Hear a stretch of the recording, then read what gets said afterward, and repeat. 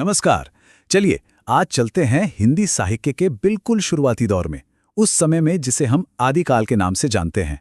सोचिए, ये एक ऐसा युग था जो पूरी तरह उथल-पुथल और टकराव से भरा हुआ था। लेकिन कमाल की बात यह है कि इसी दौर ने हिंदी भाषा और साहित्य की पहली ईंट रखी, उसकी नींव रखी। तो सवाल ये उठता है कि आखिर हिंदी साहित्य का जन्म हुआ कैसे? कहाँ से हुई इसकी शुरुआत? देखिए, हम सब कबीरदास, तुलसीदास के बारे में तो जानते हैं, पर उनसे सदियों पहले का ये जो आदिकाल है ना, ये अक्सर एक पहेली जैसा लगता है। तो आइए आज मिलकर इस पहेली की परतों को खोलते हैं। किसी भी साहित्य को समझने के लिए सबसे पहले उसके समय को समझना बहुत जरूरी होता है। आदिकाल का जो दौर था वो राजनीतिक और सामाजिक तौर पर हर तरह से उथल-पुथल वाला था, और इसकी छाप हमें उस समय की कविताओं में बिल्कुल साफ साफ दिखाई देती है। देखिए, महान इतिहासकार आचार्य रामचंद्र शुक्ल ने उस दौर के बारे में क्या लिखा है।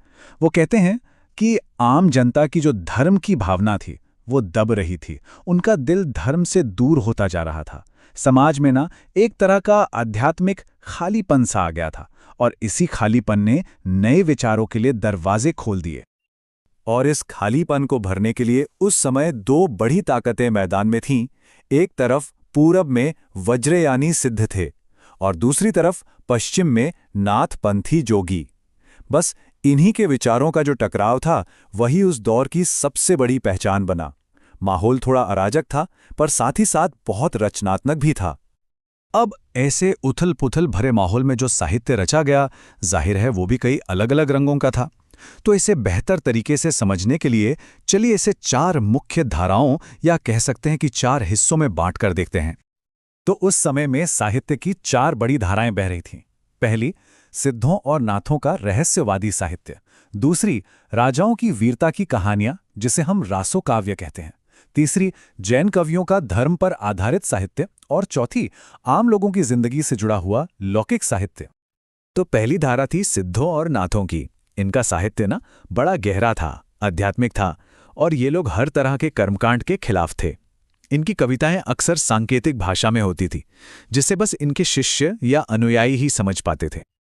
अब आते हैं एक बिल्कुल ही अलग धारा पर, रासो काव्य।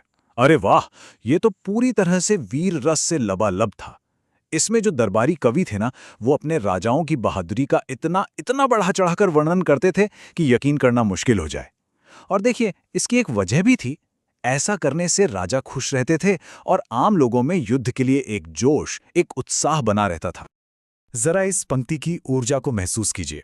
सुनी नगारे चोट बबगसे कमल मुखी। मतलब युद्ध के नगाड़ों की आवाज सुनते ही जो जोश पैदा होता है, ये उसी का जश्न है, और यही रासो काव्य की असली पहचान है। और फिर एक धारा ऐसी भी थी जो सीधे आम लोगों के दिल से जुड़ी थी। अमीर खुसरो जैसे कवियों ने लड़ाई झगड़े और गहरे धर्म से हटकर रोज की जिंदगी को, पहेलियों को, लोकगीतों को अपनी कविताओं में जगह दी। खुसरो की ये पंक्ति देखिए, खुसरो रैन सुहाग की जागी पी के संग। कितनी सादगी है, पर कितनी गहरी बात कह दी। यही तो इस धारा की खूबसूरती थी, जो सीधे दिल में उतर जाती थी। तो एक ही समय में दो बिल्कुल अलग दुनियाएं साथ साथ चल रही थीं। एक तरफ सिद्धों का शांत, गहरा और रहस्यमयी साहित्य, तो दूसरी तरफ रासो काव्य का जोशीला और वीरता से भरा संसार। आदिकाल की यही विविधता तो इसे अद्भुत बनाती है। साहित्य के अलावा आदिकाल भाषा के विकास का भी गवाह है। मतलब जिस भाषा में ये सब लिखा जा रहा था, वो खुद भी बदल रही थी, और सही मायनों में यहीं से हिंदी के जन्म की कहानी शुरू होती है। भाषा का ये सफर बड़ा ही दिलचस्प है। शुरुआत हुई संस्कृत से, फिर आम बोलचाल की भाषाएं आईं, जैसे पाली और प्राकृत। इसके बाद आई अपभ्रंश, और फिर आई अवहट, जो कह सकते हैं कि पुरानी और नई हिंदी के बीच एक पुल की तरह थी। ये जो स्क्रीन पर आप देख रहे हैं, ये अवहट भाषा का एक नमूना है, यानी अपभ्रंश और शुरुआती हिंदी के बीच की एक कड़ी।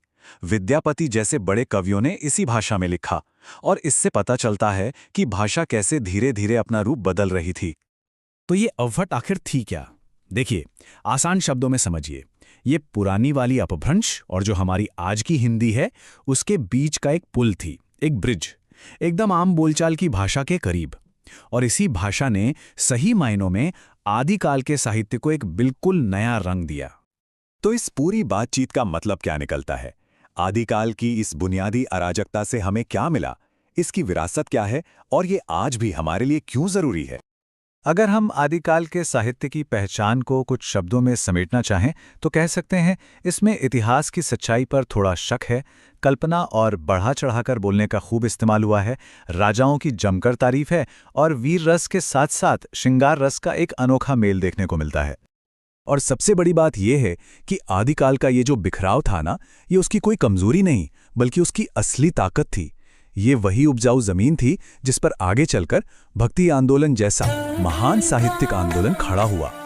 तो हम इस चर्चा को इसी सवाल पर छोड़ते हैं, क्या आदिकाल का यही बिखरा हुआ अलग अलग धाराओं वाला साहित्य ही वो मजबूत नींव बना जिस पर हिंदी साहित्य का सबसे सुनहरा दौर यानी भक्तिकाल खड़ा हो सका? इस सवाल का जवाब ही आदिकाल के महत्व को हमेशा जिंदा रखेगा।